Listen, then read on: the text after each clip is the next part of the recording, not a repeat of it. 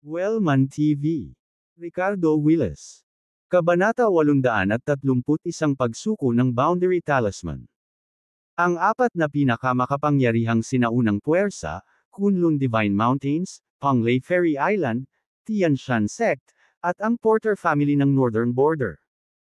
Kabilang sa mga ito, ang mga kandidatong ipinadala ni Kunlun, Panglay, at Tian Shan ay pawang mga pambihirang henyo. Gayunpaman, kumpara sa kanila, ang kandidato mula sa Porter family ng Northern Border ay tila kulang sa katanyagan. Sa sandaling ito, ang buong trial arena, na nakasentro sa Mirror of Trials, ay tila naging isang higanteng screen. Sa screen, isang malaking larawan ang nahahati at nagpapalitan ng mga pananaw. Habang sinusubukang saklawin ang buong sitwasyon, ang focus ay higit sa lahat sa mga kondisyon na nakatagpo ng mga sikat na kandidato. Sa oras na ito, walang nakapansin na may pumasok sa Mirror of Trials at agad na piniling tahimik na linangin at iwasan ang sigalot. Gayunpaman, bilang kasalukuyang pinuno ng Kunlun at may-ari ng Mirror of Trials, si Master Ho ay may ilang uri ng koneksyon sa sinaunang kayamanan na ito. Sa makatuwid, tila may naramdaman si Master Ho ngunit hindi niya matukoy ang pinagmulan ng damdaming ito. Si Master Ho ay gumawa ng bahagyang tunog. Master Ho, ano ang problema? Tanong ni Elder Skywalker. Wala lang. Umiling si Master Ho at hindi nagpahayag ng kahit ano. Gayunpaman, lihim siyang nagtaka, bakit pakiramdam ko ay bumababa ang power of the sun and moon sa loob ng Mirror of Trials. Kahit na ang pagbaba ay napakabagal, halos hindi mahahalata, ito ay talagang bumababa.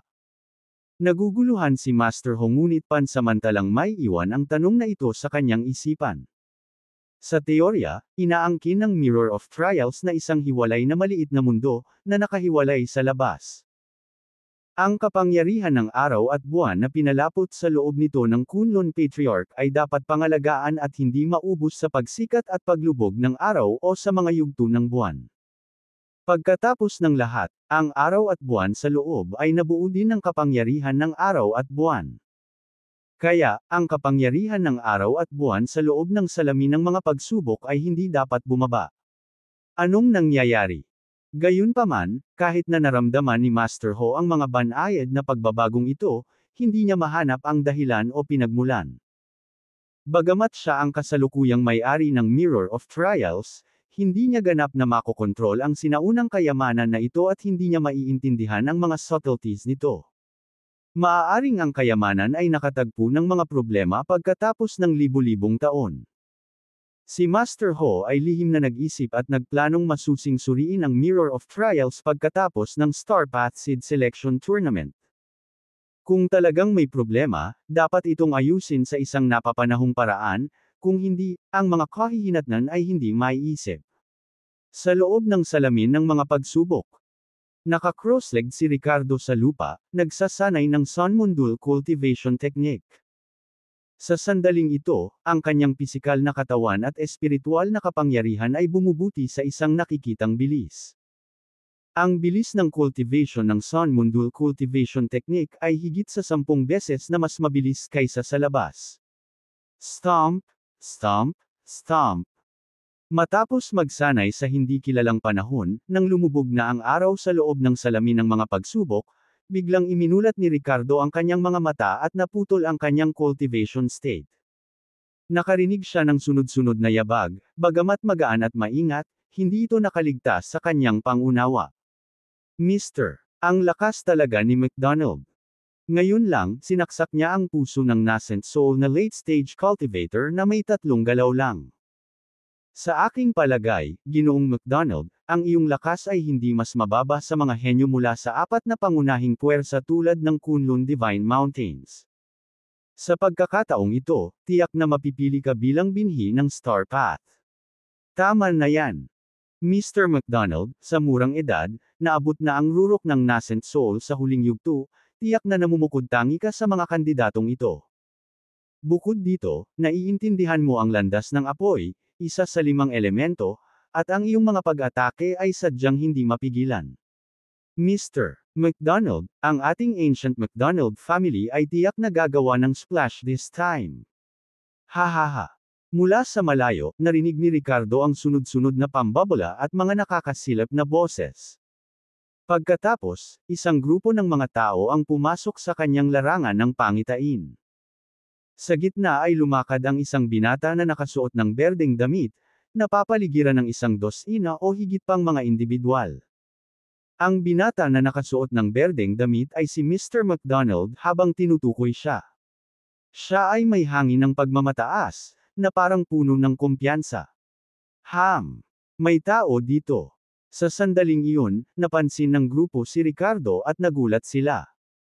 Si Manfred McDonald, na kilala rin bilang Mr. McDonald, ay bahagyang pinaikit ang kanyang mga mata habang sinusuri niya si Ricardo.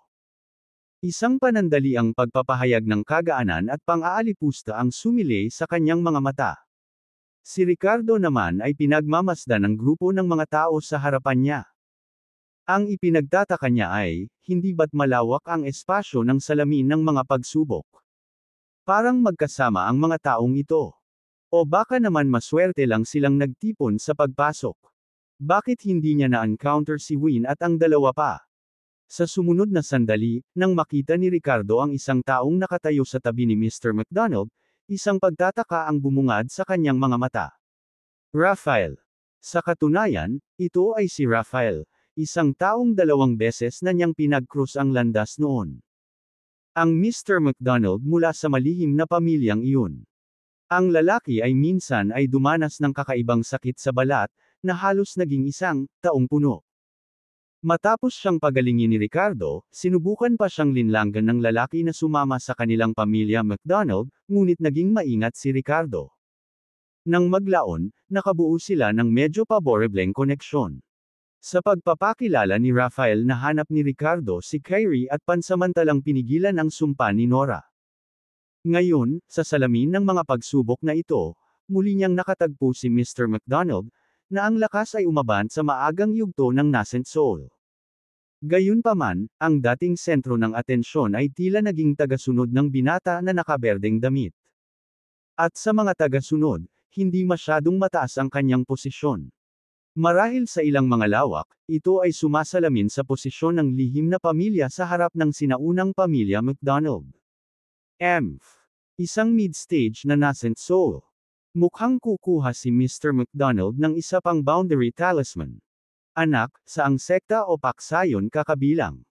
Kung matino ka, iabot mo ang boundary talisman sa iyong kamay at sumuko kay Mr. McDonald. Baka iligtas niya ang buhay mo. Ang mga tao sa paligid ni Manfred ay nakatingin kay Ricardo, bawat isa ay nag-aalok ng kanilang sariling mga salita.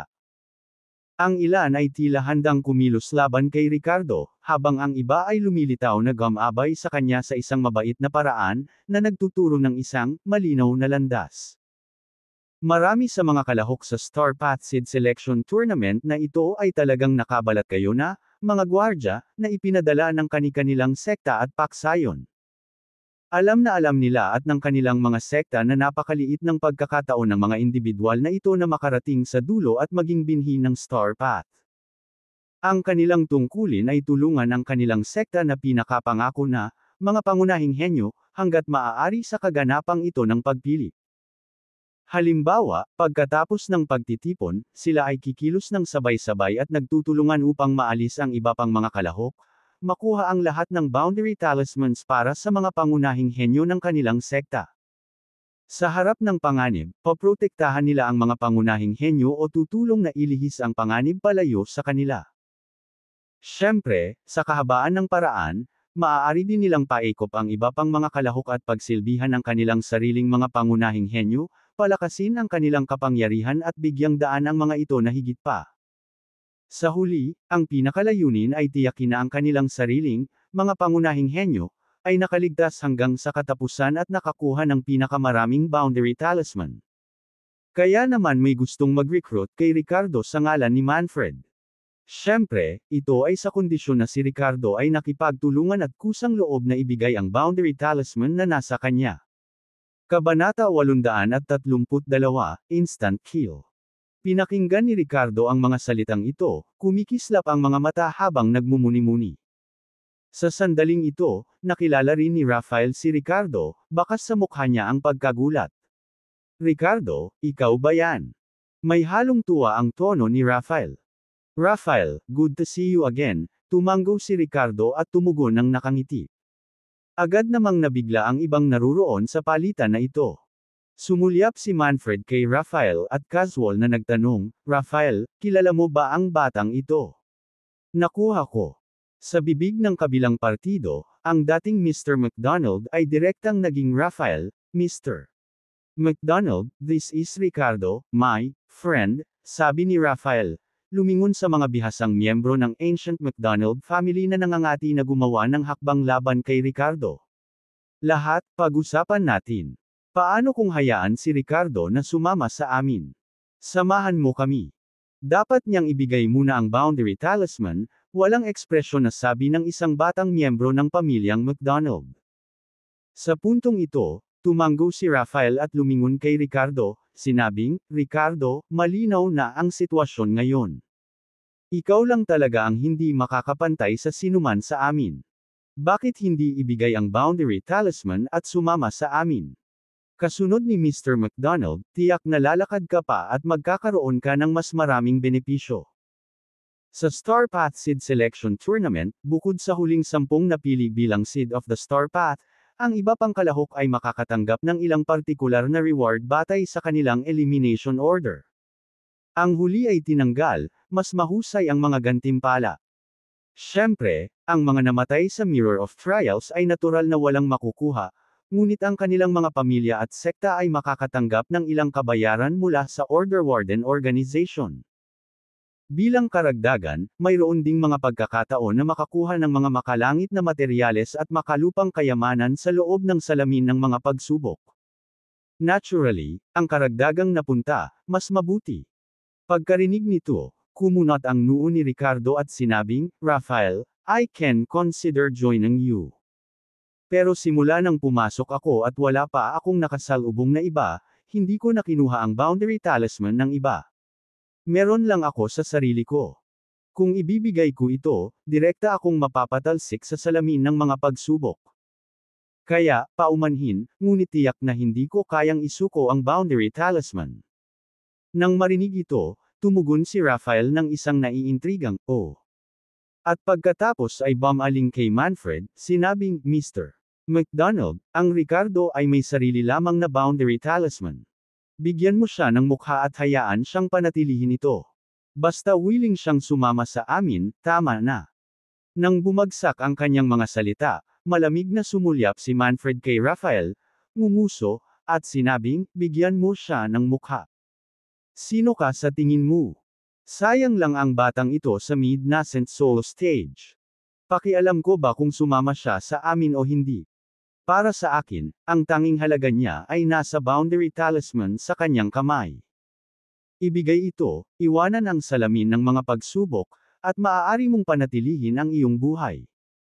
Kung gumawa tayo ng hakbang, hindi ka na magkakaroon ng pagkakataong mawala ang boundary talisman.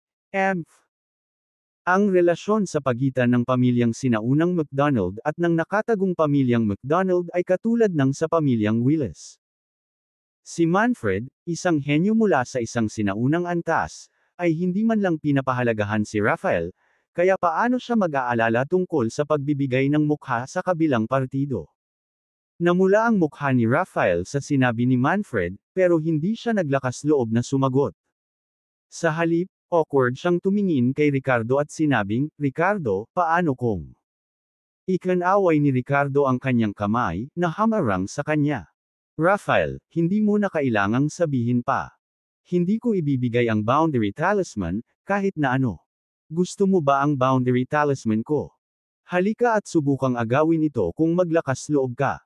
Well, gusto ko rin yung kanila. Sa sandaling bumagsak ang mga salita, namutla ang mga mukha ng grupo ni Manfred. Hindi nila inasahan na si Ricardo, nakaharap nilang mag-isa, ay magbibigkas ng mga ganoong salita. Pagkatapos ng maikling sandali ng pagkamangha, bawat isa ay nagpahayag ng isang mapanuksong ekspresyon, na parang narinig nila ang pinakadakilang biro. Anong sabi mo? Gusto mo pa bang agawin ang ating boundary talisman? Natatawa ako sa ulo ko. Sa iyo lang, isang mid-nascent soul waste. Sa mahigit isa, 900 kalahok, ang isang mid-nascent soul cultivator tulad ni Ricardo ay may disenteng lakas, na nasa itaas na gitnang baitang. Gayunpaman, sa mata ng sinuman, ang isang mid-nascent soul cultivator ay walang kapangyarihan laban sa isang grupo ng mga nascent soul na henyo. Bukod dito, si Manfred ay nasa huling yugto ng nascent soul, na umaabot sa pinakamataas nito. Ang henyo ng Ancient MacDonald family, si Manfred, ay tumingin ng mababa kay Ricardo. Ang kanyang mga mata ay puno ng pakiramdam ng higit na kahusayan na parang hawak niya ang kapangyarihan ng buhay at kamatayan. Dahil may naghahanap ng kamatayan, huwag mo silang pigilan. Patayin siya. Kasunod ng utos ni Manfred, 2 batang eksperto mula sa pamilyang MacDonald sa huling yugto ng nascent soul ay tumalon at inatake si Ricardo. Itigil ang pag-aaksaya ng oras. Sama-samang umatake. Raphael, umalis ka nga. Wala itong pakialam sa iyo. Nang makita ito, malamig na sumangot si Ricardo, at isang matalim na kislap ang sumilay sa kanyang mga mata. Sa pamamagitan ng isang stomp ng kanyang mga paa, siya ay maagap na umaksyon patungo kay Manfred at sa kanyang grupo. Boom! Pinasimula ng Pulse of the Earth, na kinumplito ng myriad forms physic at ang lakas ng mid-nascent soul cultivator, kumilos si Ricardo na parang kulog at kidlat. Sa sandaling gumawa siya ng kanyang hakbang, ang explosive combat power na ipinakita niya ay nakakatakot sa sukdulan. Ang shockwave effect ng Pulse of the Earth, na sinamahan ng 10 beses na gravity, ay naging sanhi ng pag-ungol ng grupo ni Manfred. Ang kanilang mga figure ay umindayog. Kaagad pagkatapos, ang larangan ng pisikal na puwersa ni Ricardo ay lumundag. Ang dati ng hindi matatag na grupo ay sumuray-suray at nagpupumilit na mapanatili ang kanilang balanse. Boom! Boom! Boom! Sinasamantala ang pagkakataong ito at sa bawat lumilipas na sandali, naglunsad si Ricardo ng isang malawakang pag-atake. Sinabayan ng ilang malalakas na tunog, tumama ang kamao ni Ricardo ng 3 magkakasunod na pag-atake.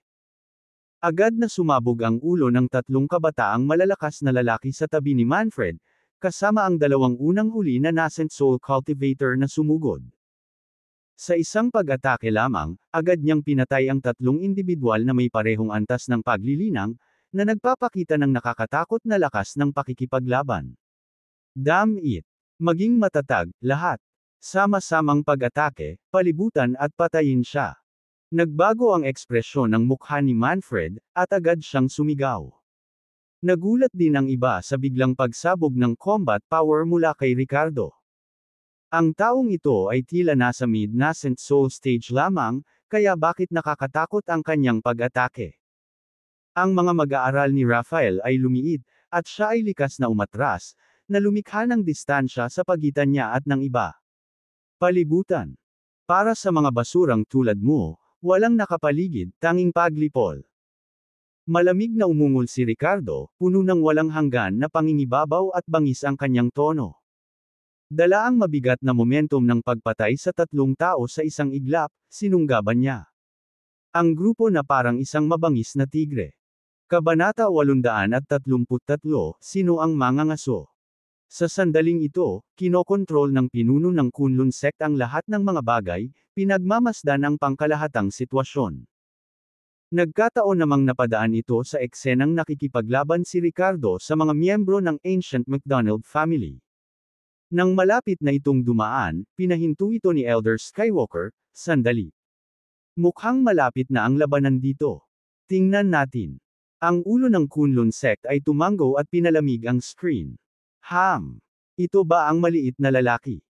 Itinuon ni Elder Skywalker ang kanyang tingin kay Ricardo, bakas sa kanyang mukha ang pagtataka.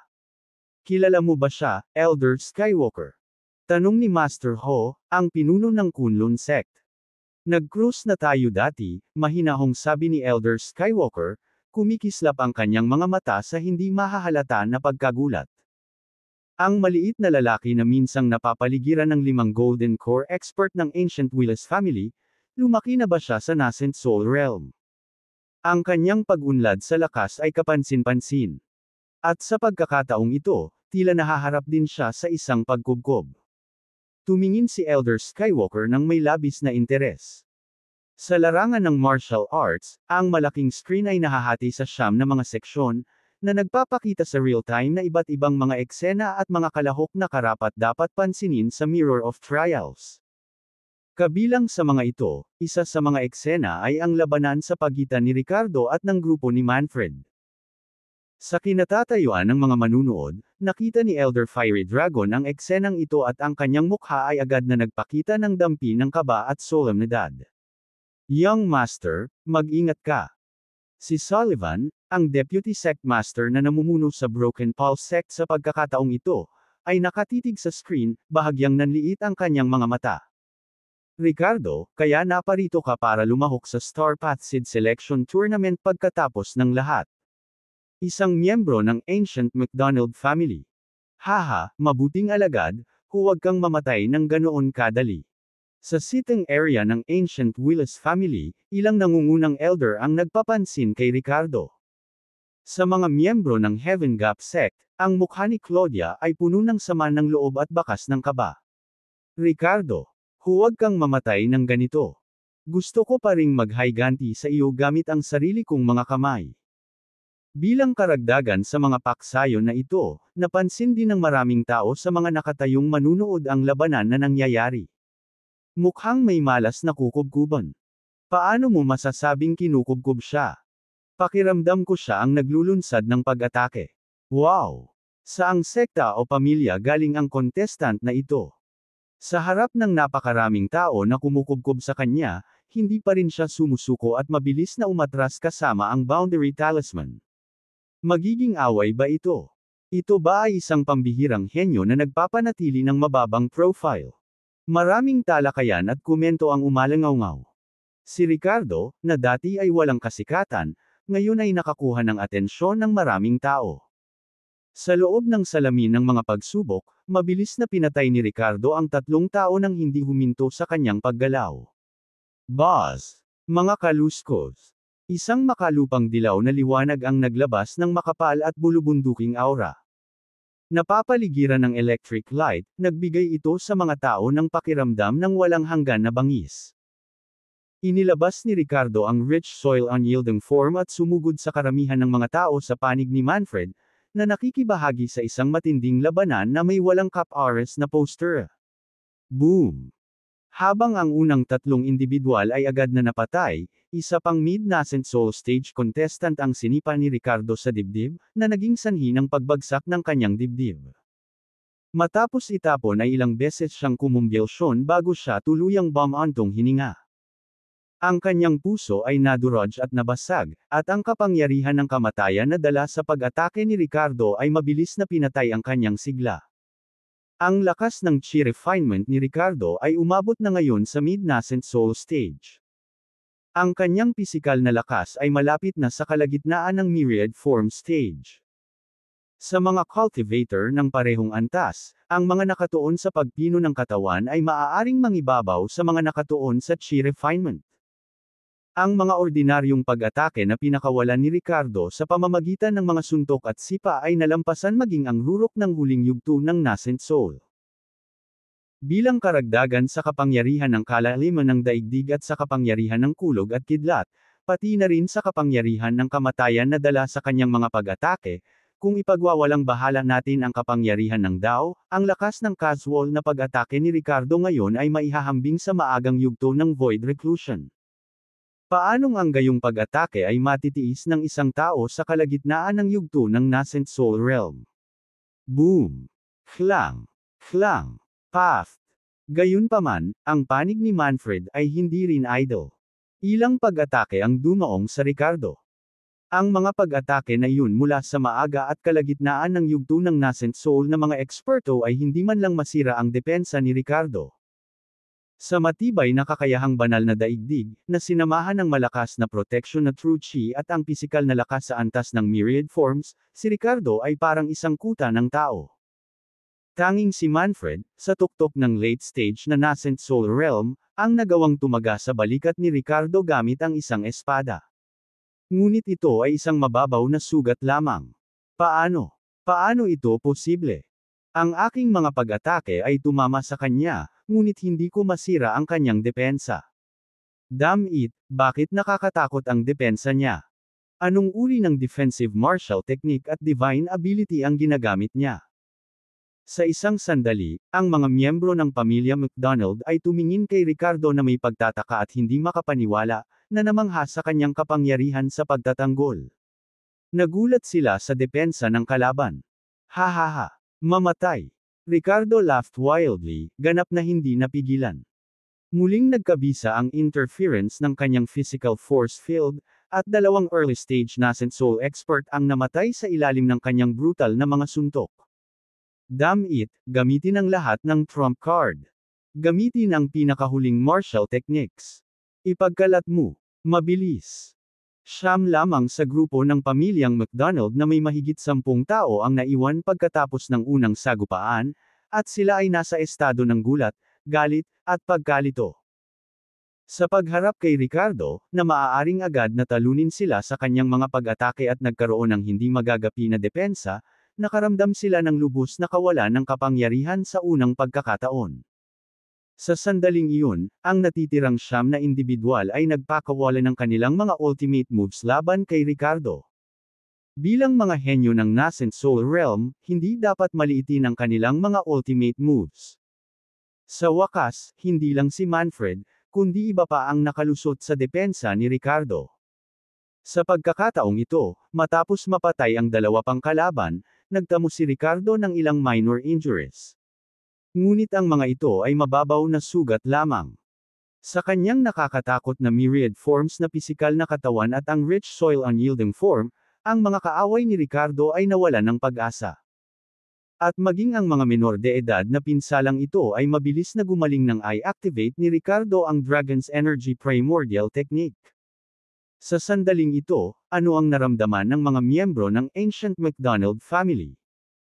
Pakiramdam nila ay kaharap nila ang isang boss na may makapal na dugo, mataas na depensa, napakaraming pag-atake, at kahit na may kakayahan na magnakaw ng buhay. Swish! Lumakas ang nakakatakot na aura ni Ricardo habang tinatapakan niya ang kanyang paa at sumusugod sa isang late stage na nascent soul expert. Nang inag ang late stage na nascent soul expert, kitang-kita ang takot sa kanyang mga mata. Kunin mo ito. Ang taong ito ay gumawa ng isang mapagpasyang hakbang, itinapon ang boundary talisman sa kanyang katawan sa pagtatangkang umalis sa Mirror of Trials. Ang puwang sa paligid niya ay agad na umalangaw at nag-distort, malapit na siyang paalisan mula sa Mirror of Trials. Gayunpaman, ang pag-atake ni Ricardo ay mas mabilis kaysa sa prosesong ito. Hindi. Ang mga mag-aaral ng tao ay nagkontrata, at siya ay nagpakawala ng isang desperadong sigaw. Boom! Sa sumunod na sandali, binasag ng kamao ni Ricardo ang kanyang bungo. Bago mamatay, ang puso ng tao ay napuno ng sumpa, bakit mo ako pinatay kahit ako ay sumuko? Bakit? Sa sandaling ito, walang pakialam si Ricardo sa alinman sa mga iyon, ni wala siyang pakialam sa iniisip ng kausap. Hindi siya kailanman nagpakita ng awa sa kanyang mga kaaway.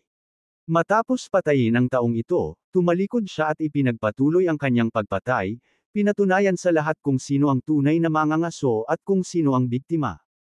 Kabanata 834, Sinadya na Pagkaantala. Ang bangis ni Ricardo ay lubos na nalampasan ang inaasahan ng mga miyembro ng pamilya McDonald.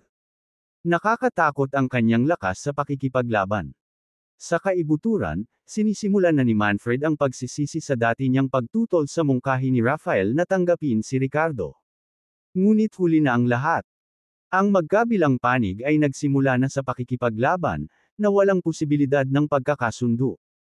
Isang panig lamang ang maaaring alisin o kusang loob na umatras mula sa salamin ng mga pagsubok. At ganap na tumanggi si Manfred na siya ang tinanggal. May landas pa siyang tatahakin. Pigilan mo siya ng buong lakas. Kapag nailabas ko na ang Fire God Sword ko, tiyak na mapapatay ko siya. Sigaw ni Manfred sa mga kasama. Ang Fire God Sword ay hindi isang divine weapon. Ito ang kanyang ultimate move.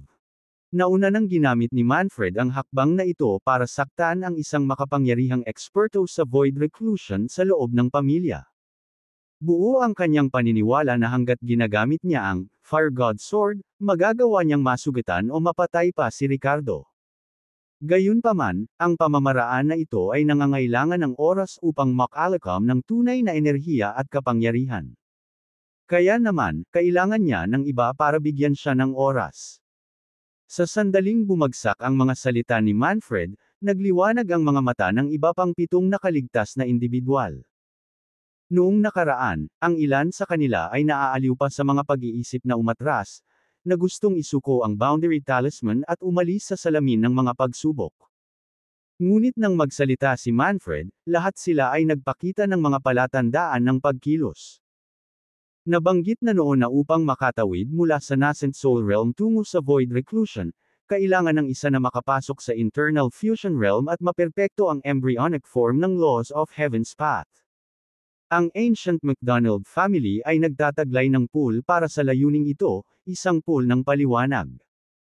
Sa loob ng Pool of Enlightenment, ang pamilya ay nakakuha ng likido mula sa Enlightenment Body, isang banal na puno na naiwan mula sa sinaunang panahon. Ang pagmumuni-muni at paglilinang sa loob nito ay hindi lamang nagpahusay ng espiritual na kapangyarihan ngunit lubos ding nagpabuti ng pag-unawa sa mga batas ng landas ng langit. Ligtas na sabihin na ang embryonic na anyo ng ordinaryong 5 elements path ay maaaring gawing perpekto sa totoong 5 elements path pagkatapos pumasok sa pool ng enlightenment. Walang alinlangang naiinggit ang mga tao sa pangako ni Manfred.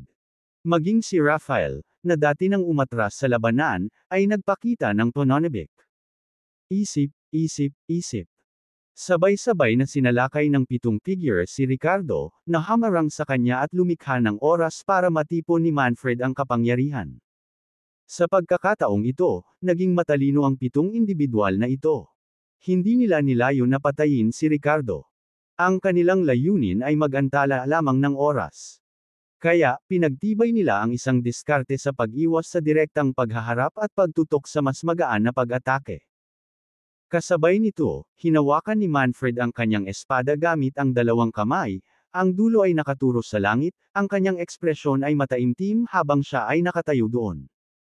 Nang magising siya, si Manfred ay may katangiang apoy na katawan at nagtataglay ng embryonic na anyo ng fire path. Sa sandaling ito, ang parang apoy na tunay na enerhiya ay lumundag sa buong katawan ni Manfred. Ang tunay na enerhiya sa loob niya ay tumalsik mula sa kanyang dantian, bumuhos sa mahabang espada sa kanyang kamay, na naging dahilan upang ito ay nagbuga ng pulang kinang. Delay me. Kasama lang kayong lahat. Ngumisi si Ricardo sa sandaling ito, humarap sa pagpigil ng 7 indibidwal, na nagpakawala ng mas mabigat na kapangyarihang panlaban. Ginamit niya ang kanyang mga palad na parang mga blades, gamit ang sky-cleaving startled swan sword technique na walang kamay. Sa pagbuti ng kanyang lakas, ang pagiging epektibo ng mga pag-atake ng sky-cleaving startled swan technique, na damable sa bawat akumulasyon, ay unti-unting nabawasan.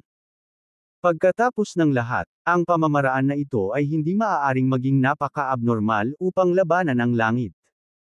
Isipin na lang kung maabot ni Ricardo ang Fragmentation Void Realm at ang mga pag-atake ay naipon sa halos 10 beses ng kanilang orihinal na kapangyarihan, ito ay magiging masyadong nakakatakot. Sa makatuwid, ang pamamaraan na ito ay nagkaroon ng makabuluhang epekto kapag ang kaharian ni Ricardo ay mababa.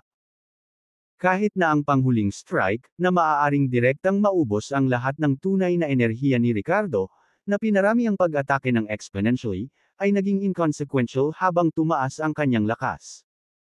Gayunpaman, ang pagpapalaki ng mga pag-atake ng sky-cleaving startled swan technique laban kay Ricardo ay hindi dapat maliitin. Maaaring triplehin pa rin ng 9th form ang attack power ni Ricardo. Ang lawak ng kapangyarihang ito ay hindi maisip. Swish! Swish! Swish! Ginamit ni Ricardo ang kanyang kamay bilang isang talam, na inilabas ang sky-cleaving startled swan 9th form sa lahat ng direksyon, na nagpapadala ng mga alon ng enerhiya ng talam. Pa! Pa! Pa!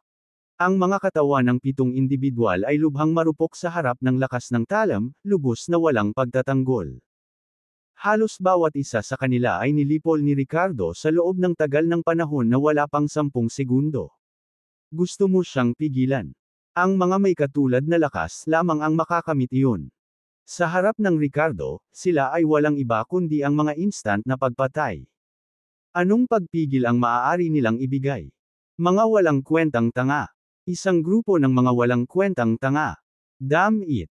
Malapit ko nang tapusin ang build-up ko. Nabaluktot ang ekspresyon ng mukha ni Manfred sa ayaw at pagkadismaya nang makita ito.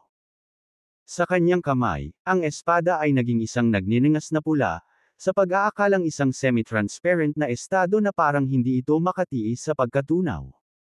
Ang Fire God Sword ay malapit nang makumplito ang pagbuo nito. Gayunpaman, sa sandaling ito, napatay na ni Ricardo ang lahat ng 7 iba pang eksperto mula sa pamilyang McDonald at, sa isang pitik ng kanyang paa, sinugod si Manfred. Swish! Sa kritikal na sandali na ito, biglang lumitaw ang isang figure at lumitaw sa pagitan ni Ricardo at Manfred. Ricardo, tumigil ka. Ang taong ito ay si Rafael. Nagtaas ng kilay si Ricardo, nanlamig sa pwesto. Rafael, anong ginagawa mo? Sandaling kumislap ang tingin ni Rafael. Nakipag-eye contact muna siya kay Manfred, pagkatapos ay bumaling kay Ricardo at sinabing, Ricardo, hindi na kailangang mag-extreme. Maaari mong patayin ang iba, ngunit magpakita ng awa kay Mr. McDonald. Kung hindi, hindi ito hahayaan ng Ancient McDonald family. Pagkatapos ay tumingin siya kay Manfred at nagpatuloy, Mr. McDonald, paano ang pag-abala sa Fire God Sword? Habang sinasabi ito, nakipagpalitan siya ng tingin kay Manfred, isang tingin na malinaw na nagpapahiwatig. Nahayaan siyang magpatuloy. Ang titig na iyon ay malinaw na nagmumungkahi kay Manfred. Upang magpatuloy. Tama yan. Sa ibabaw, sinusubukan ni Rafael na hikayatin si Ricardo. Ngunit ang tunay niyang intensyon ay bumili ng oras para kay Manfred. Sino ang nagsabi na ang pagpigil ay kailangang makamit sa pamamagitan ng puwersa? Hindi ba't mas matalinong gumamit ng mga salita at patigilan si Ricardo? Si Rafael, gamit ang bahagyang pagkakaugnay niya kay Ricardo, ay naglalayong tulungan si Manfred. Naniniwala siya na hindi papansinin ni Ricardo ang kanilang relasyon at direktang papatayin siya. Hanggat maantala niya si Ricardo hanggang sa mailabas niya ang Fire God Sword at mapatay siya, makukuha niya ang pabor ni Manfred. Sa hinaharap, kapag nalagpasan niya ang bottleneck ng Void Reclusion, maaari siyang gumugol ng 3 araw sa Enlightenment Pool ng Ancient McDonald family. Ang gayong tukso ay hindi mapaglabanan kay Rafael. Kung ikukumpara sa kakarampot na relasyon nila ni Ricardo, ano ang mahalaga?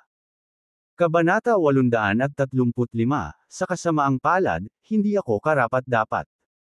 Si Ricardo ay nakatayo roon, tinitigan si Manfred at pagkatapos ay kay Rafael.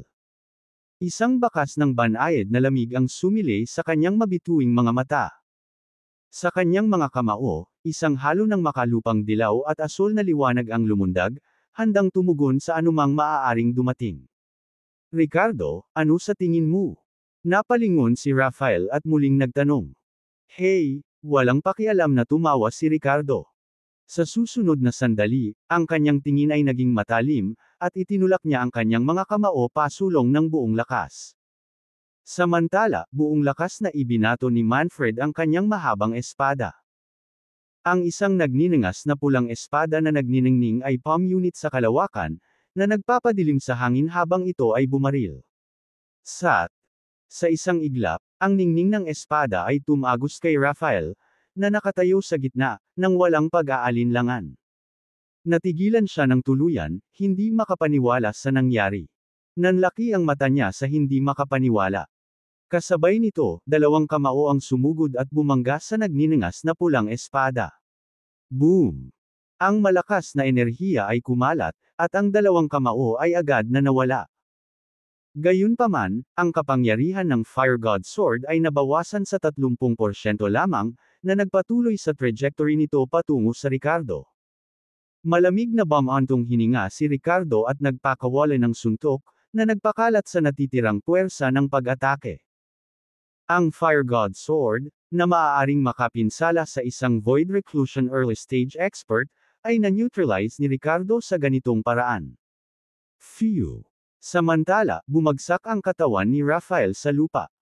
Hindi siya pinansin ni Ricardo, humakbang pasulong, at dinala ang isang malawak na hangarin na pumatay habang siya ay sumugod kay Manfred. Paano ito posible? Ang aking paglipat, Fire God Sword, ay sapat na para saktan ang isang void reclusion early stage expert. Gayunpaman, ito ay na-neutralize. Bakas sa mukha ni Manfred ang pag-aatubili at pagkagulat. Dahil maaari itong makapinsala sa isang eksperto sa maagang yugto ng void reclusion, nangangahulugan ba ito na maaari itong makapinsala sa akin? Mamatay. Malamig na tumikim si Ricardo at pinaandar ang kanyang physical force field. Kumilos ang malakas na gravity kay Manfred, dahilan para sumuray-suray siyang pasulong. Parang sumandal si Manfred, at kasabay ni Ricardo, nakatanggap siya ng mapangwasak na suntok sa ulo. Phew!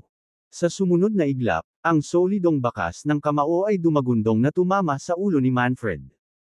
Ang henyo sa tuktok ng nascent soul sa bandang huli ay nahulog sa lugar, patay at walang kumpletong katawan. Ang paggamit ng Fire God Sword ay labis siyang naubos. Hindi niya nakayanan ang isang suntok ni Ricardo at wala siyang kapangyarihang lumaban. Hindi man lang siya nagkaroon ng pagkakataon na itapon ang Boundary Talisman at makatakas mula sa salamin ng mga pagsubok. Sa sandaling ito, malamig na ibinaling ni Ricardo ang kanyang ulo at tumingin kay Rafael. Bumaba ang kanyang tingin sa transparent na butas sa dibdib ni Rafael, na napapalibutan ng mga sunog na marka. Matagal nang tinusok ang kanyang puso at baga. Kahit nasa Ricardo, Dragon's Energy Primordial Technique, hindi siya nang ahas na i-claim na kaya niyang iligtas ang mga ganoong pinsala. At saka, kahit na kaya niya, hindi siya ililigtas ni Ricardo. Sabi ko umalis ka na. Wala itong kinalaman sa iyo. Bakit kailangan mong makialam? Umiling si Ricardo, na may bakas ng pangungutya at panaghoy sa boses. Paanong hindi niya malalaman na ang mga kinikilos ni Rafael kanina ay talagang bumibili ng oras para kay Manfred? Gayunpaman, sa paghusga mula sa aura na ibinubuga ni Manfred sa panahon ng kanyang paghahanda, naniwala si Ricardo na kahit na ilabas ang Fire God Sword, hindi siya agad napapatayin ng kalaban. Higit pa rito, sa wakas ay nakagawa na sa kanya ng pabor si Rafael.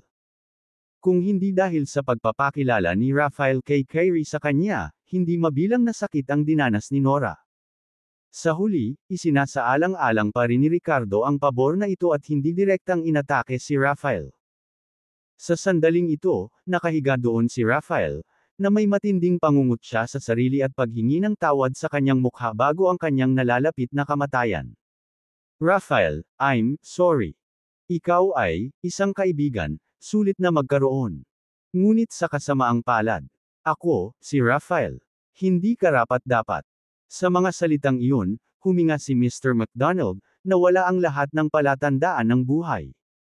Ang mga salita ng isang namamatay na tao ay may malaking bigat.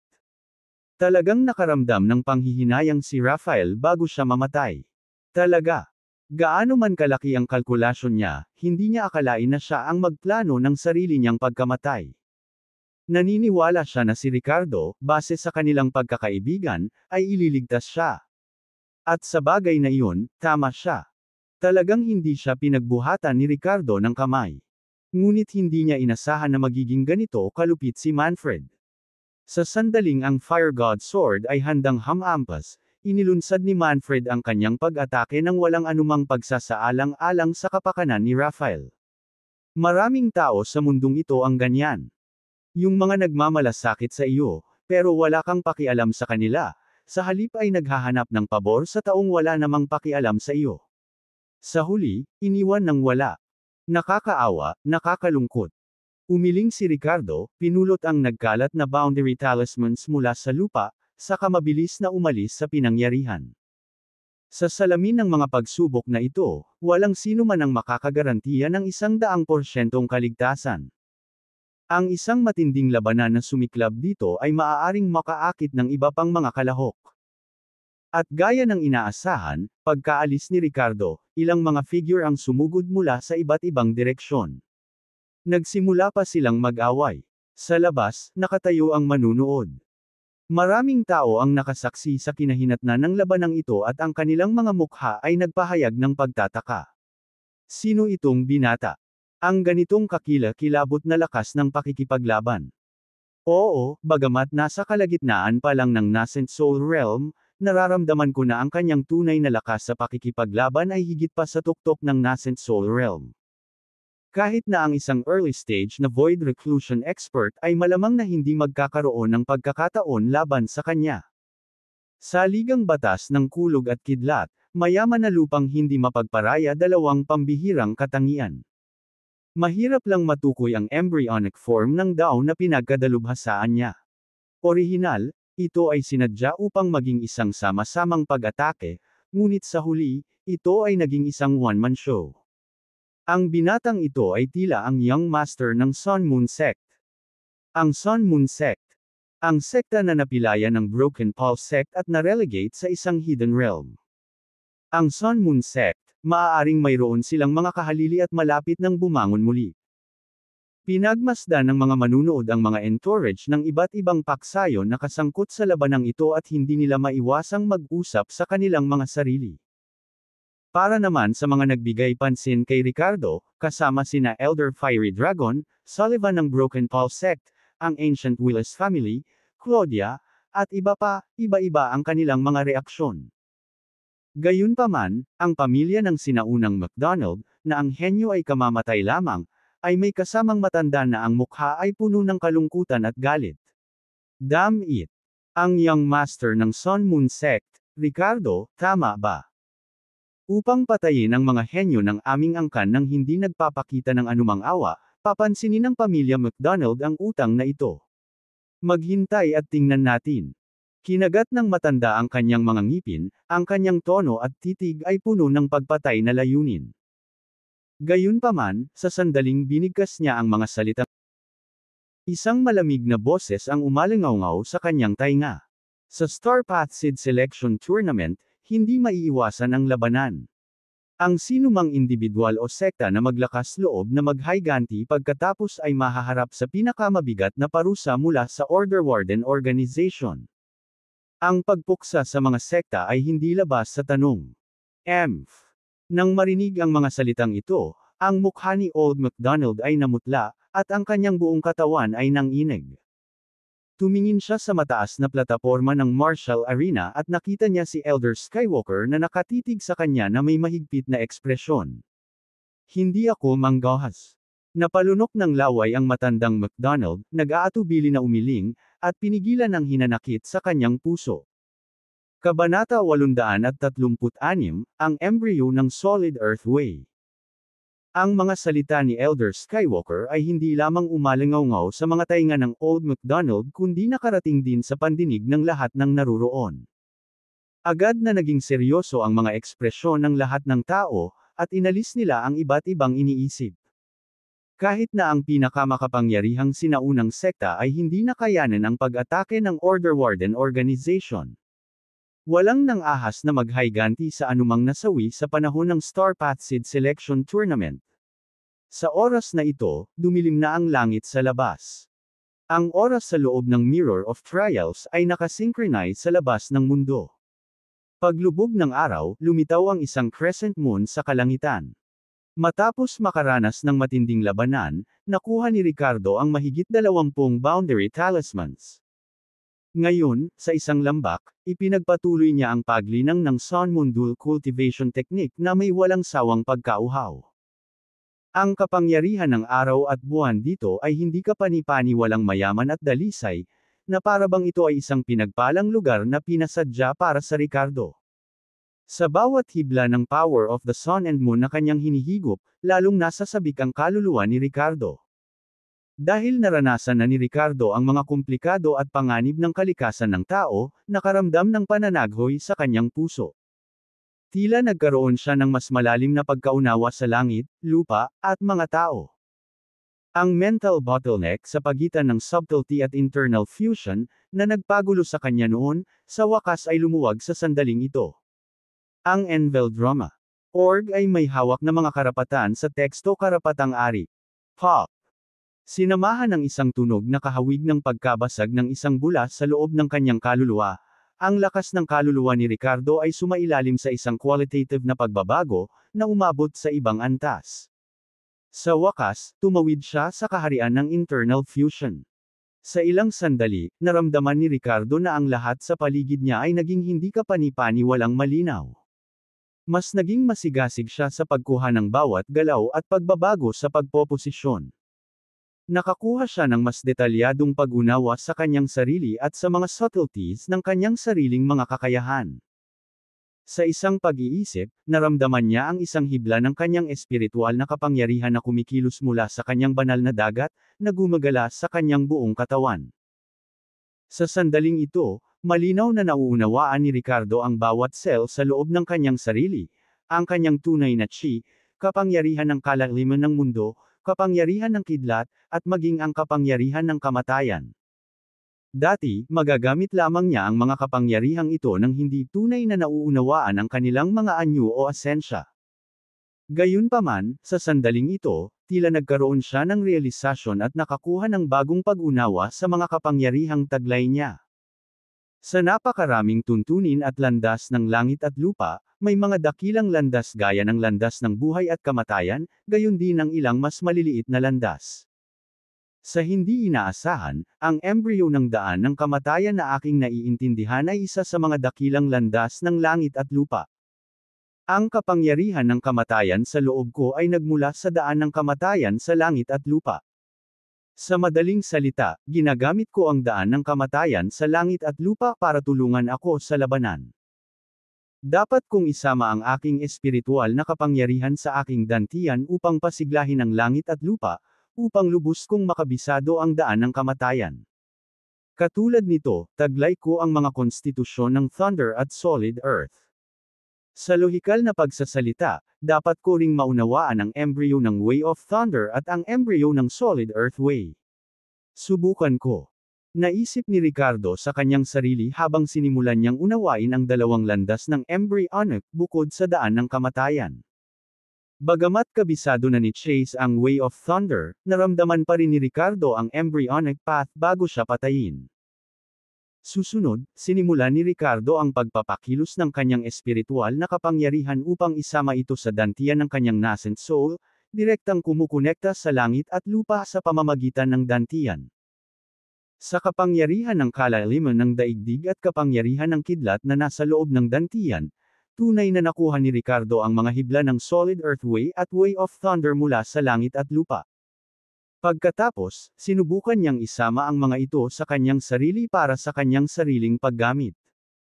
Hindi alam kung gaano katagal ang lumipas nang biglang may lumabas na dilaw na liwanag na lupa mula sa katawan ni Ricardo. Naka-cross-legged siya doon, na para bang sumasanib sa lupa mismo. Ang embryo ng Solid Earth Way, naintindihan ko na. Bulalas niya. Napakalakas ng pakiramdam. Bagamat hindi ito kakaiba at dominanti gaya ng kapangyarihan ng kamatayan, ang direktang pagpapahusay nito sa opensa at depensa ay mas agaran. Ang aking pag-atake ay mas malakas kaysa dati, na may hindi bababa sa 30% pagtaas ng intensity. Hindi pa banggitin ang depensa, kasama ang pagdaragdag ng embryonic form ng Solid Earth Way at ang aking rich soil unyielding form technique, na-double ang aking defensive power. Ngayon, kung ako ay direktang makatiis sa nakaraang Fire God Sword, na galaw, iniisip ko kung maaari ba akong lumabas ng hindi nasaktan. Biglang nagmulat ng mata si Ricardo, bakas sa mukha niya ang saya. Sa sumunod na sandali, hindi niya maiwasang tumayo at igalaw ang kanyang mga kamao at paa ng ilang beses. Sa isang suntok, nanginig ang espasyo. Parang may maliit na bundok na bumagsak sa kanya. Ang bigat at bigat sa loob ng pag-atake ay walang alinlangan na magbibigay ng matinding presyon sa kaaway. Para sa depensa, kahit na hindi ginagamit ang rich soil unyielding form, ang proteksyon na totoong natamo ng embryonic form ng solid earthway lamang ay sapat na matatag upang makayanin ang mga pag-atake ng mga nangungunang eksperto sa nascent soul. Mabuti. Sa mga embryonic na anyo ng dalawang pangunahing prinsipyo ng Tao, kamatayan at lupa, pakiramdam ko ay nadouble ang lakas ko kumpara sa dati. Susunod, patuloy kong mauunawaan ang embryonic form ng prinsipyo ng Thunder at Lightning Tao. Nabuhayan ang diwa ni Ricardo, puno ng sigasig. Ang kanyang espiritual na kapangyarihan ay pumasok sa internal fusion realm, na hindi siya nakakaramdam ng kahit anong pagod. Kahit na patuloy niyang intindihin ang Tao araw at gabi ng walang patid, hindi niya mararamdaman ang kahit katiting na pahiwatig ng pagkahapo. Sa ilalim ng takip ng kadiliman, dalawang mid-nascent soul stage youth ang magkasamang naglalakad sa isang kagubatan sa bundok. Sila ay kabilang sa parehong sinaunang sekta at natural na kumilos ng magkasama pagkatapos na makatagpo ang isa't isa sa Mirror of Trials. Swoosh! Swoosh! Biglang umalangaw-ngaw ang mga tunog ng mga talam na tumutusok sa laman. Parehong nanlaki ang mga mata ng dalawang binata at tumingin sa ibaba. Sa kanilang pagtataka, nakita nila ang isang matalim na sugat sa kanilang mga dibdib. Ang mga sugat ay hindi malaki, malinaw na dulot ng napakatalam na sandata. Thud! Thud! Sa susunod na sandali, pareho silang bumagsak sa lupa, ang kanilang sigla ay namatay. Kaya lang, namatay sila sa biglaang pananambang. Ngayon lang lumitaw ang isang figure sa dilim. Bago ang sandaling ito, hindi napansin ng dalawang mid-nascent soul expert ang presensya ng kanilang umaatake. Ang figure ng salarin ay tila ganap na sumanib sa kadiliman. Ang yugto ng mid-nascent soul ay wala. Ang pagpatay sa kanila ay napakadali. Ang 7 Shadow Swords of Yin Evil mula sa Heaven Gap Great Technique ay tunay na kakilakilabot. Sa sumunod na sandali, isang medyo matalas na boses ang tumunog. Nakasuot ng itim na damit, pinunasan ni isa ang malambot na espada sa kanyang kamay sa katawan ng dalawang kabataan, puno ng kasiyahan at pananabik ang kanyang mukha. Ang isang bakas ng itim na enerhiya, nakahawig ng isang sandata, ay nananatili pa rin sa kanyang katawan, na nagpapahiwatig ng pagpapakita ng embryonic na anyo ng prinsipyo ng Dark Tao. Sa loob ng kadiliman, nadouble ang lakas ni isa, na nagbigay daan sa kanya na makihalubilo sa mga anino, na ginawa siyang halos hindi matatalo. Ang Heaven Gap Great Technique ay Kat-Anji tanging itinugma sa madilim na anyo ng embryonic, na parang pinasadya para kay isa. Ginawa nitong hindi kapani-paniwalang misteryoso ang kanyang estilo ng pakikipaglaban, at ang kanyang lakas sa pakikipaglaban ay wala sa mga chart. Sa ilalim ng pananambang, ang pagpatay sa mid-nascent soul stage cultivators ay kasing dali ng pagputol ng mga gulay. Kahit na ang late nascent soul stage o ang mga peak expert ay maaaring maging biktima ng kanyang mga diskarte kung sila ay pabaya. Matapos kolektahin ang boundary talismans mula sa dalawang individual, napangiti si isa at mabilis na naghanap ng iba pang target. Sa salamin ng mga pagsubok, mayroon siyang sariling malinaw na plano, magtago sa araw at masigasig na linangin, sinasamantala ang siksik na espiritual na enerhiya dito. Sa gabi, hinabol niya ang kanyang mga target at nangolekta ng boundary talismans. Kabanata 837, naghihintay para sa kita ng mangingisda. Habang sumisikat sa kanya ang unang sinag ng bukang liwayway, binuksan ni Ricardo ang kanyang mga mata. Hindi maganda. Hindi pa rin ba maintindihan ang mga simulain ng Thunder at Lightning Tao? Mukhang ito ay dahil walang mga elemento ng kulog at kidlat sa lambak na ito, sabi niya, na kumunat ang kanyang mga kilay na may bahagyang pagkadismaya. Noong una, naisip niya na pagkatapos maabot ang kaharian ng internal fusion, magiging madali para sa kanya na makipag-ugnayan sa langit at lupa at maunawaan ang mga simulain ng isang Tao na tumutugma sa kanyang sariling pisikal na katangian. Mas madaling maunawaan niya ang mga simulain ng Solid Earth Way. Ngunit kahit na matapos ang buong gabi, naramdaman lamang ni Ricardo ang isang malabong konsepto pagdating sa mga simulain ng Thunder at Lightning Tao. Iba't ibang Tao ang umiral sa buong langit at lupa, na pumupuno sa bawat sulok. Gayunpaman, maaari mo lamang gamitin ang mga ito anumang oras at saan man pagkatapos maunawaan ang mga ito.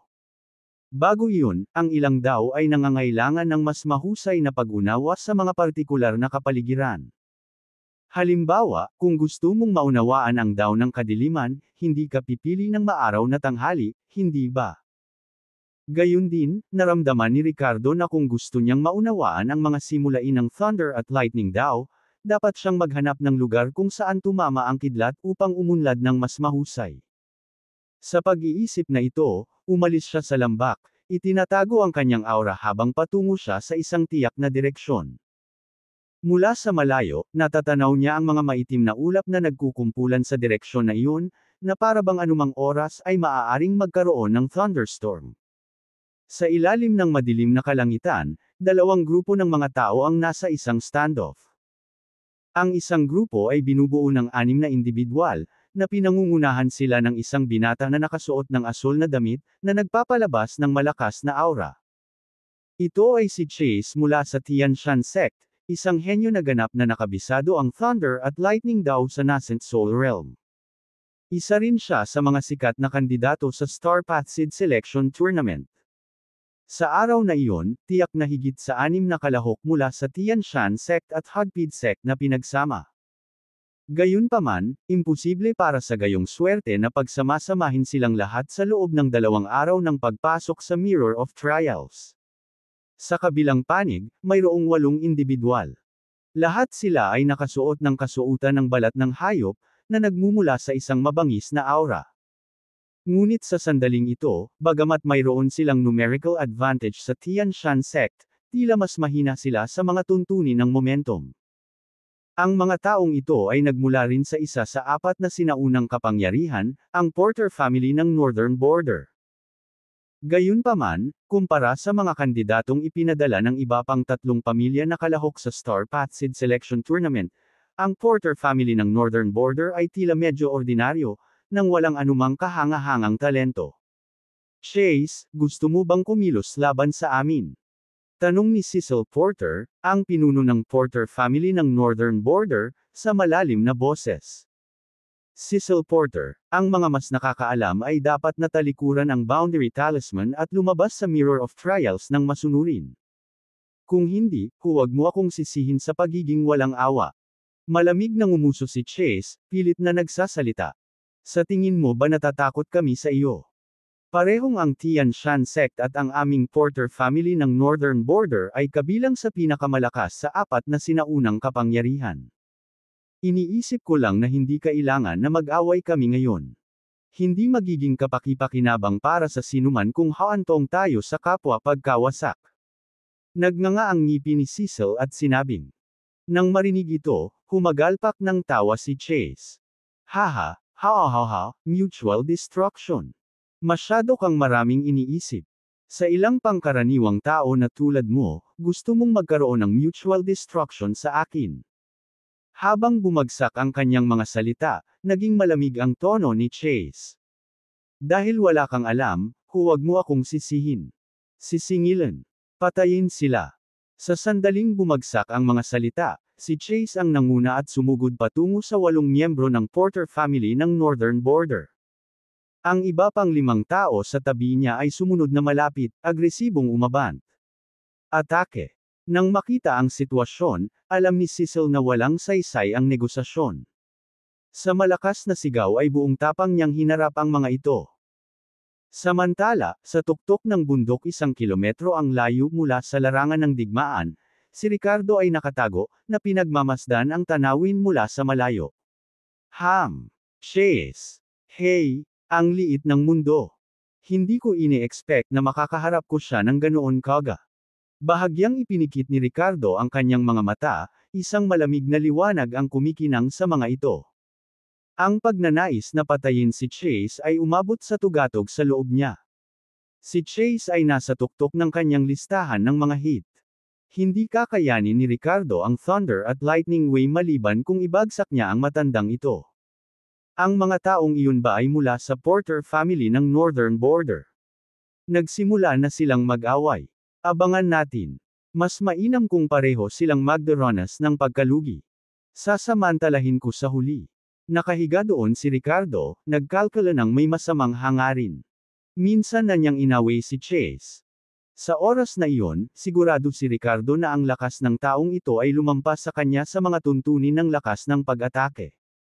Ang pagiging maingat laban kay Chase ay hindi isang labis na reaksyon. Basag. Sa sandaling iyon, isang malakas na pagsabog ang naganap. Isang kidlat na ahas ang bumaba mula sa makulimlim na kalangitan, na nagpapaliwanag sa kalahati ng abot tanaw. Sinundan ng malakas na buhos ng ulan. Ang salamin ng mga pagsubok na ito ay ang sarili nitong maliit na mundo, maging ang panahon ay nagbago kasabay ng mga panahon at pagbabago-bago ng liwanag at dilim. Sa ilalim ng tabing ng ulan, ang grupo ni Chase na 6 at ang grupo ni Cecil na 8 ay sumabak na sa isang matinding labanan. Ang mahabang sibat ni Chase ay nagbuga ng asul na ningning, at ang mga ahas ng kidlat ay lumipad sa paligid niya. Ang nagngangalit na kulog at kidlat na kapangyarihan ng daan ay pumuno sa bawat selula ng kanyang katawan, na dumadaloy sa bawat pag-atake niya. Puff! Puff! Dapat sabihin na ang lakas ng taong ito ay hindi kapani-pani walang kakilakilabot. Sa sandaling siya ay sumulong pasulong, ang pulang tasseled na sibat sa kanyang kamay ay nagdala ng electric radiance, patuloy na tumutusok na parang kidlat na dragon. Sa isang welga lang, direkta niyang pinatay ang 2 miyembro ng Porter family of the Northern Border. Ang kumpletong Thunder at Lightning Way na nasa loob ng kanyang mga pag-atake ay hindi kapani-pani walang marahas, na nangingibabaw sa lahat ng bagay sa landas nito. Hahaha, sa tingin mo pareho tayong matatalo. Maling-mali ka. Cecil, kunin mo ito.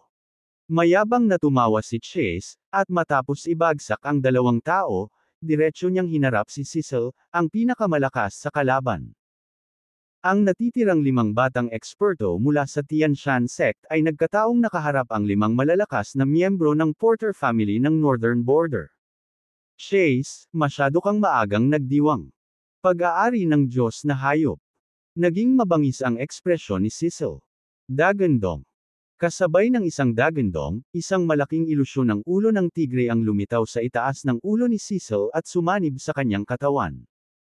Ang buong pagkatao ni Cecil ay agad na lumundag sa lakas, ang kanyang mga kalamnan ay umuumbok, maging ang kanyang mga damit. Isang brutal at mabangis na aura ang naging dahilan ng pagbabago ng kulay ng langit at lupa. The Porter family of the Northern Border's Beast God Possession. Hey, yan lang ba ang meron ka? Maghanda para mamatay. Nang makita ito, bakas pa rin sa mukha ni Chase ang masamang ekspresyon. Malamig siyang tumawa at nakipag-away kay Cecil. Ilang sandali, nagsalubong ang mga talam at sibat, at isang nakakatakot na natitirang puwersa ang nakakalat sa lahat ng direksyon. Kabanata 838, Counterattack sa bingit ng kamatayan. Sa mga tuntunin ng Cultivation Realm, parehong sina Chase at Cecil ay nasa tuktok ng huling yugto ng Nascent Soul. Bagamat hindi pa ganap na nakabisado ni Cecil ang Laws of Heaven's Path, mayroon siyang lihim na pamamaraan mula sa kanyang pamilya bilang isang trump card. Bukod pa rito, mayroon siyang panimulang pag-unawa sa Wood Path at Water Path sa loob ng 5 Elements Laws.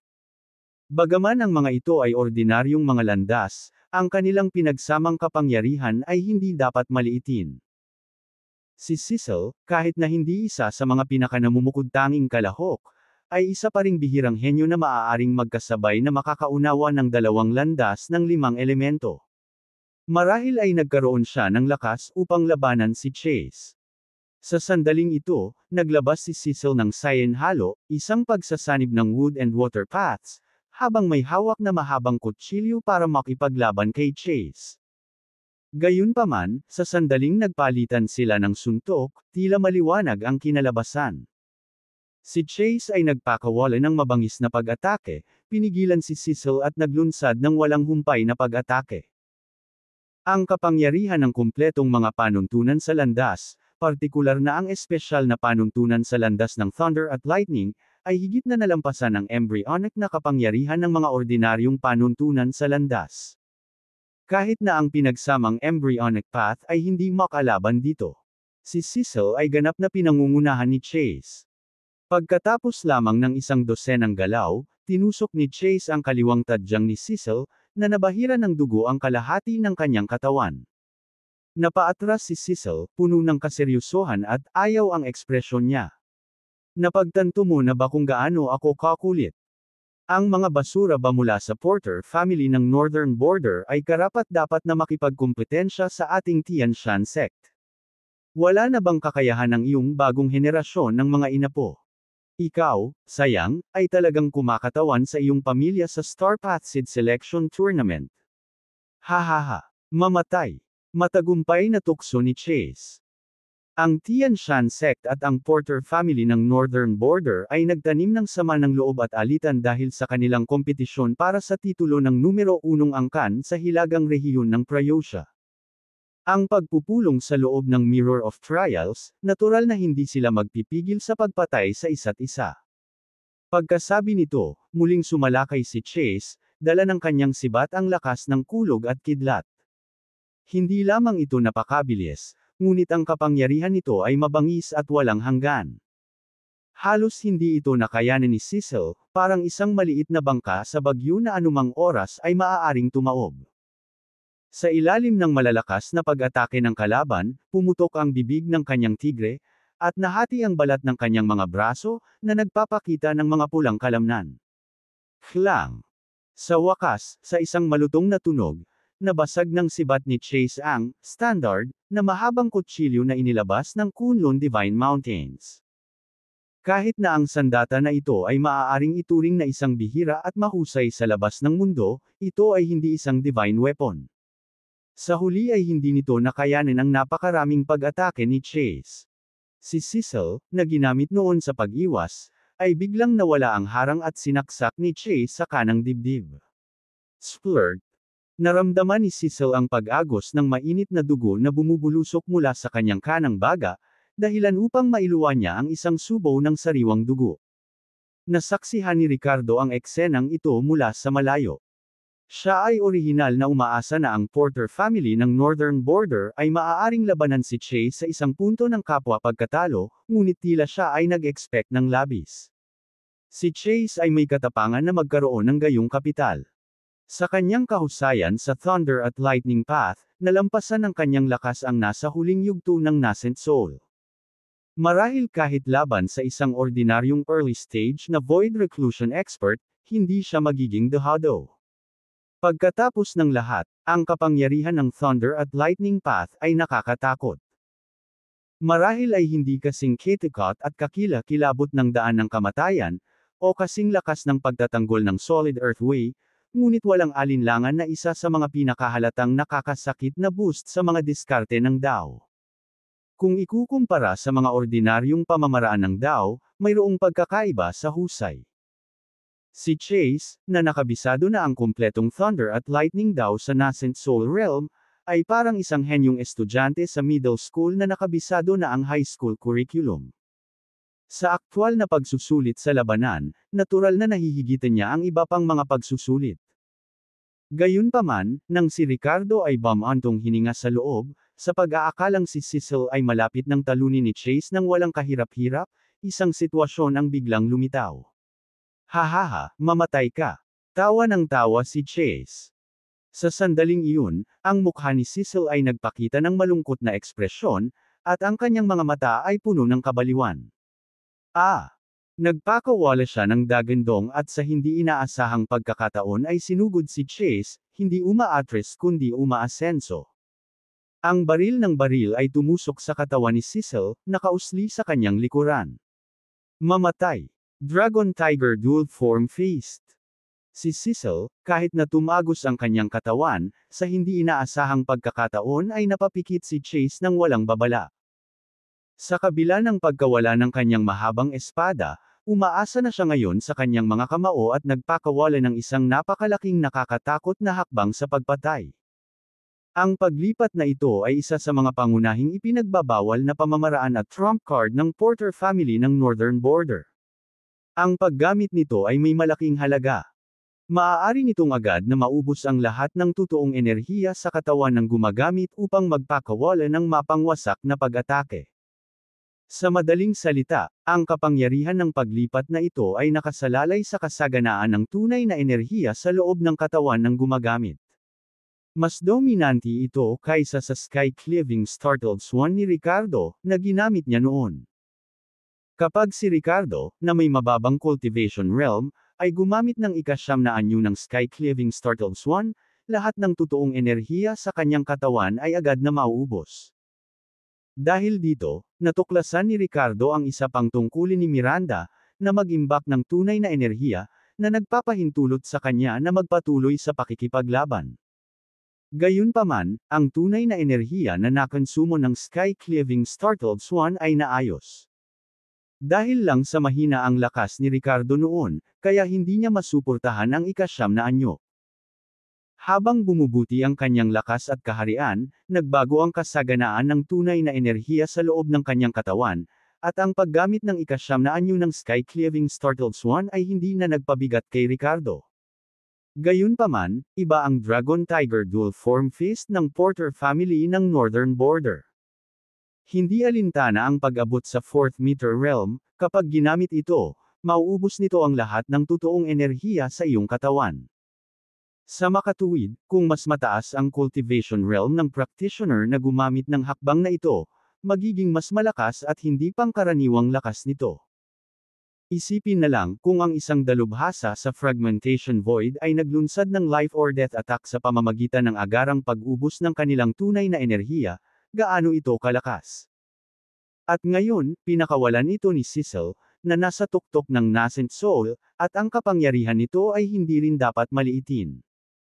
Hindi bababasa, para kay Chase, isa rin itong nakamamatay na krisis. Siyempre, mas pambihira ang kapangyarihan, mas malaki ang gastos. Pagkatapos gamitin ang paglipat na ito, pansamantala at ganap na mawawala ng user ang kanilang kakayahan sa pagpipino ng chi at magiging vulnerable sa pagpatay ng sinuman. Pero nasa bingit na ng desperasyon si Cecil kaya wala na siyang pakialam. Gusto lang niyang isama si Chase bago siya mamatay. Umuungol. Mu. Sabay-sabay na pumutok ang mga kamao ni Cecil, na nagbunga ng mga tunog ng dagandong ng tigre at pag-awit ng dragon. Sa itaas ng kanyang mga kamao, lumitaw ang mga anino ng isang dragon at isang tigre, na nabuo sa pamamagitan ng condensation at pagbabago ng lahat ng tunay na enerhiya sa loob ng kanyang katawan. Mabangis na nagbanggaan ang mga anino ng dragon at tigre kay Chase. Kabanata 839, Hindi ako naniniwala. Isang peak nascent soul expert, naubos ang lahat ng totoong chi sa kanyang katawan para magpakawala ng atake. Kahit na ang isang maagang eksperto sa void reclusion ay kailangang iwasan ang talas nito. Bagamat pinagkadalubhasaan ni Chase ang kumpletong Thunder at Lightning daw, ang kanyang mga pag-atake ay hindi mas mahina kaysa sa isang maagang eksperto sa Void Reclusion, at marahil ay nalampasan pa ang mga ito. Gayunpaman, ang kanyang mga kakayahan sa pagtatanggol at pag-atake ay hindi proporsyonal sa kanyang mga pag-atake. Hindi niya kayang harapin si Cecil ng direkta. Nang itinusok ni Cecil ang sibat sa kanyang sariling dibdib at sumugod patungo kay Chase, naramdaman na ni Chase ang nakamamatay na krisis. Mabilis ang kanyang reaksyon. Agad niyang binitawan ang sibat sa kanyang kamay at mabilis na umatras sa isang anggulo. Sa susunod na sandali, ang Dragon Tiger Dual Form Fist ni Cecil, na may dalang walang kapantay at mabangis na kapangyarihan, ay sumabog patungo kay Chase. Ang mga mag-aaral ni Chase ay nagkontrata, at habang mabilis na umatras, siya ay patuloy na naghahampas ng 2 palad sa sobrang galit.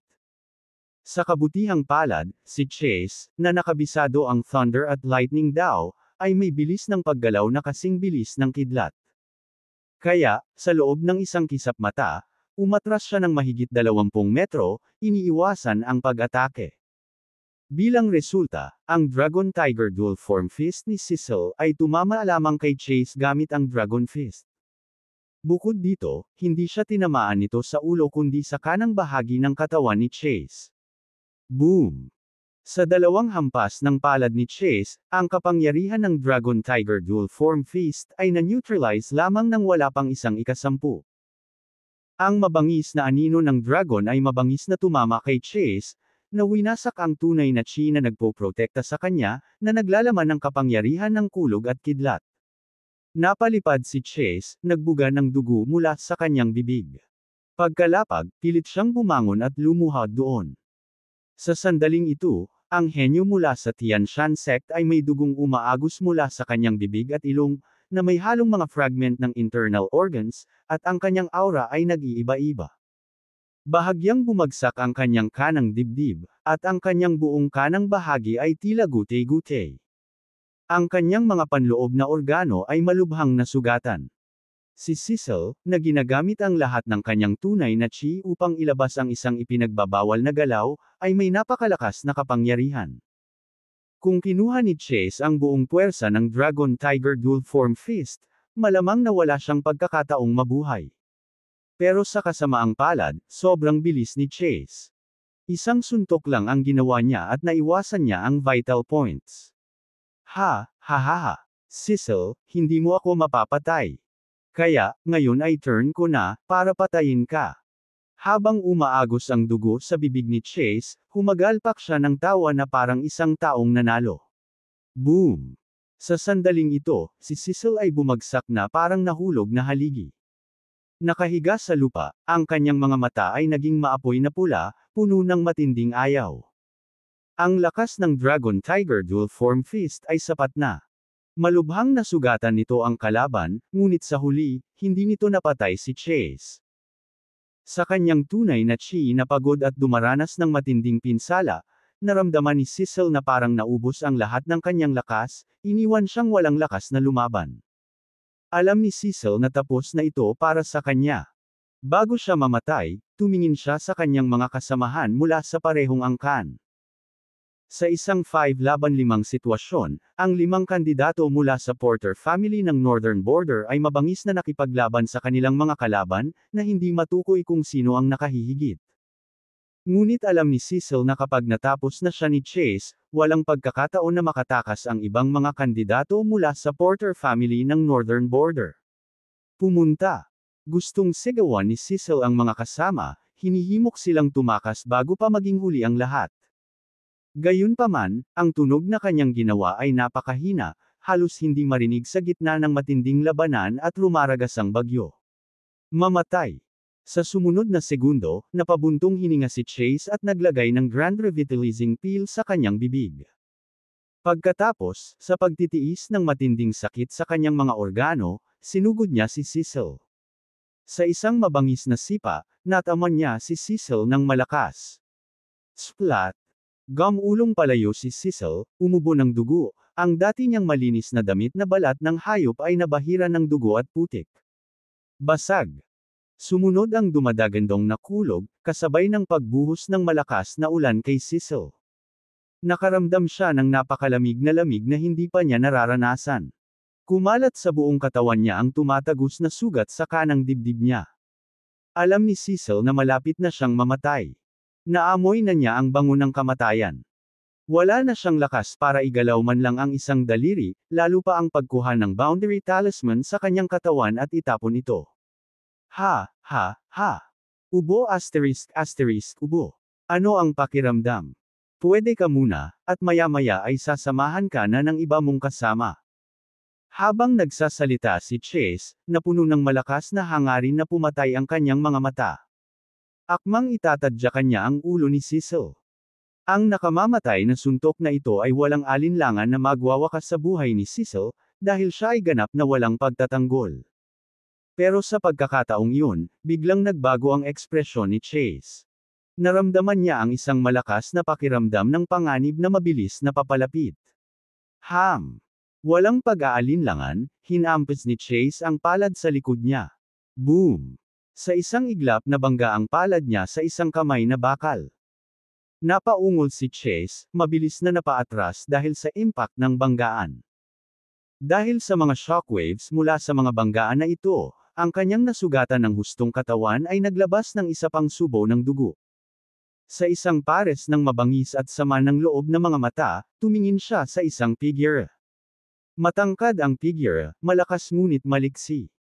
Ang mga basang damit ay damaykit sa balat, na nagpapakita ng mahusay na tinukoy na mga tabas ng kalamnan, tulad ng isang perpektong sandata ng tao.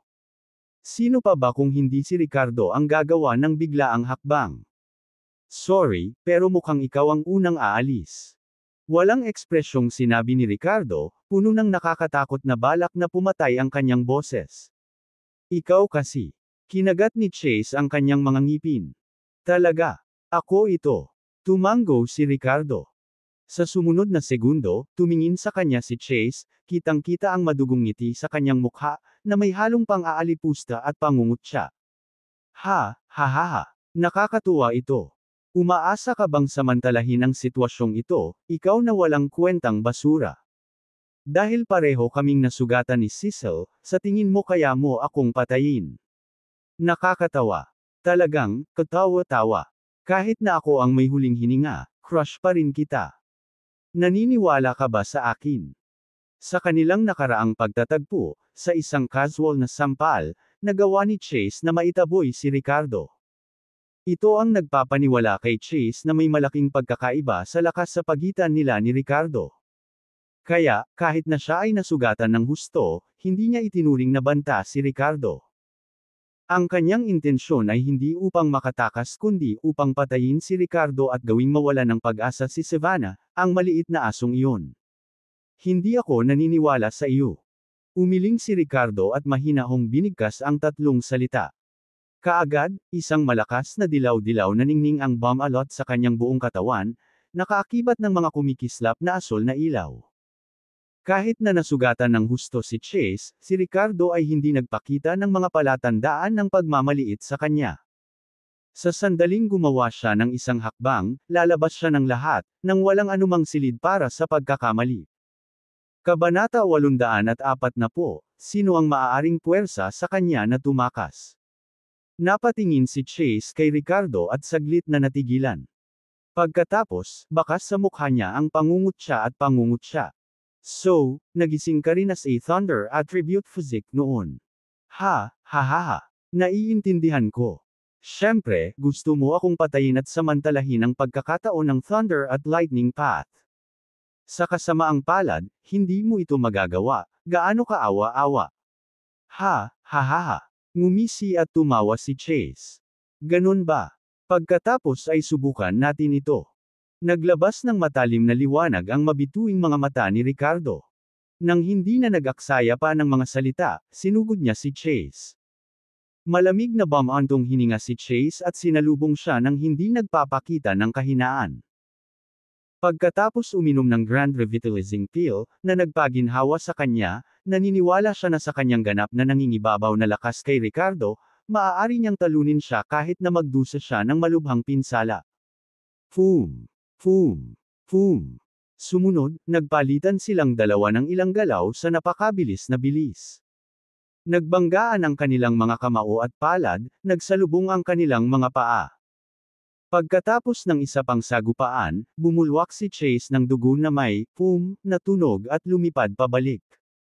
Matapos patatagin ang kanyang sarili, ang kanyang mukha ay napuno ng matinding pagkabigla, galit, at ayaw. Ang pakiramdam na iyon ay parang isang master sa king rank, na may mababang kalusugan, sinusubukang ipakita sa harap ng isang bronze rank player ngunit nauwi sa pagkadurog ng bronze player. Sa huli, napagtanto niyang isa na namang hari ang kanyang kaharap. Paano? Paano magiging napakalakas ng iyong lakas? Huling pagkakataon. Ito ay malinaw na. Nanlaki ang mga mata ni Chase, parang hindi makapaniwala. Habang nagsasalita siya, umubos siya ng ilang subo ng dugo. Pinunasan niya ang dugong may halong tubig ulan sa gilid ng bibig niya, namutla ang mukha. Sa ilang galaw na palitan nila, naramdaman niya na ang bawat banggaan ay parang pagtama sa maliit na bundok. Ang mga suntok at sipa ni Ricardo ay nagparamdam sa kanya ng hindi kapani-paniwalang bigat, na parabang dala nito ang puwersa ng 10,000 jin.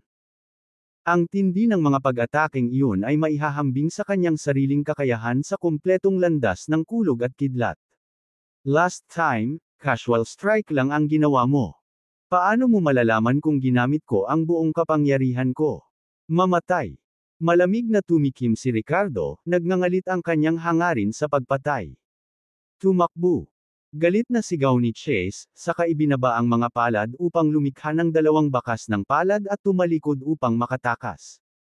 Bakit ka tumatakbo? Hindi na masyadong maangas. Panunuya ni Ricardo gamit ang kanyang bibig, ngunit hindi nagatubili ang kanyang mga paa at mabilis siyang hinabol. Sa sandaling ito, nakahiga si Cecil, pinapanood ang eksenang ito, na may kumislap na liwanag sa kanyang mga mata. Mabuti. Mabuti.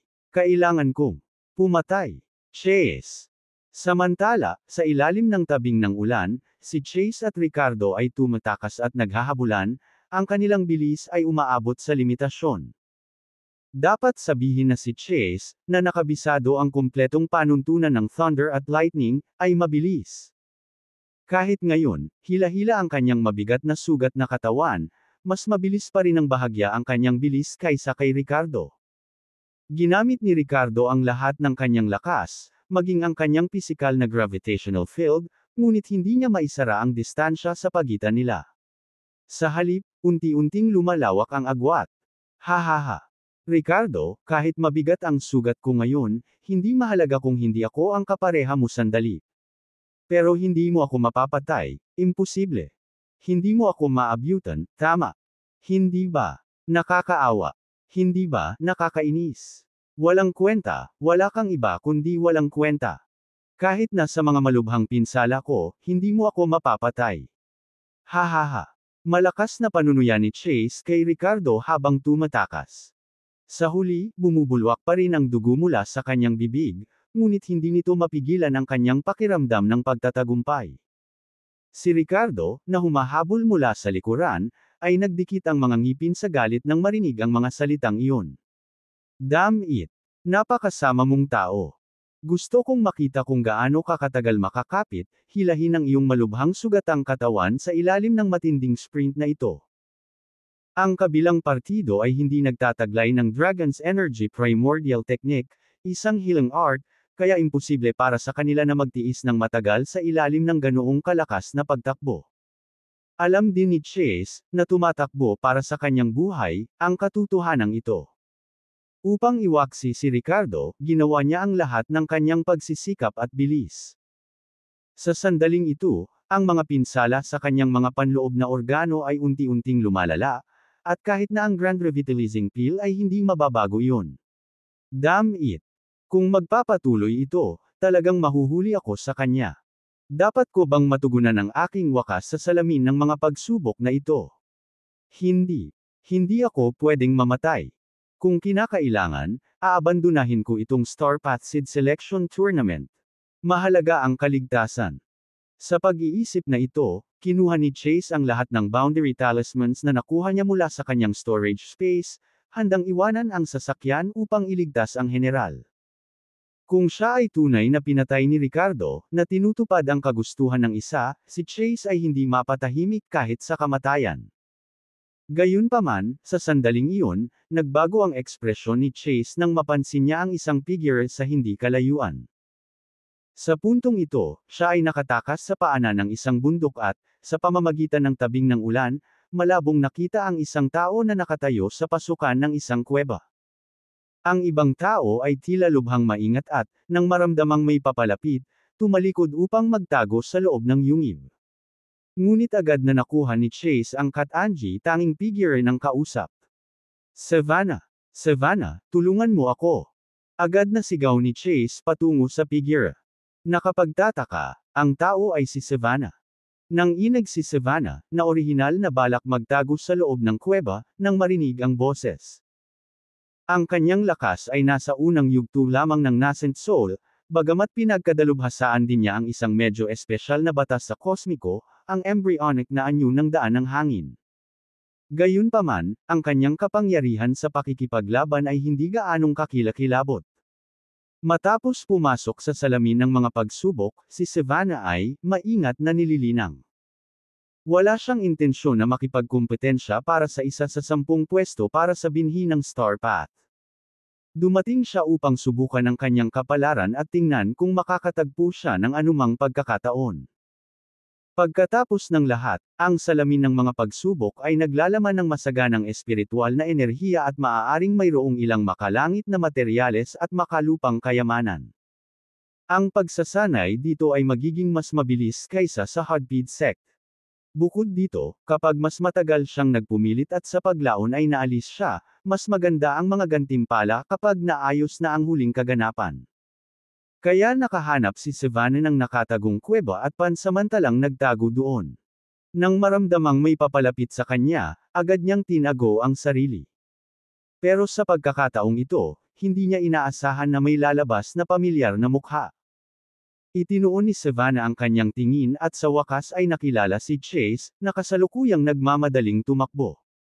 Napuno ng gulat ang kanyang napakagandang mukha.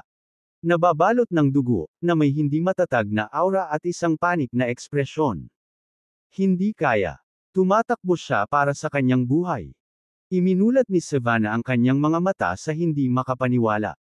Sino ang makakagawa kay Chase, isang taong may kakilakilabot na lakas, sa gayong desperadong pagtakas?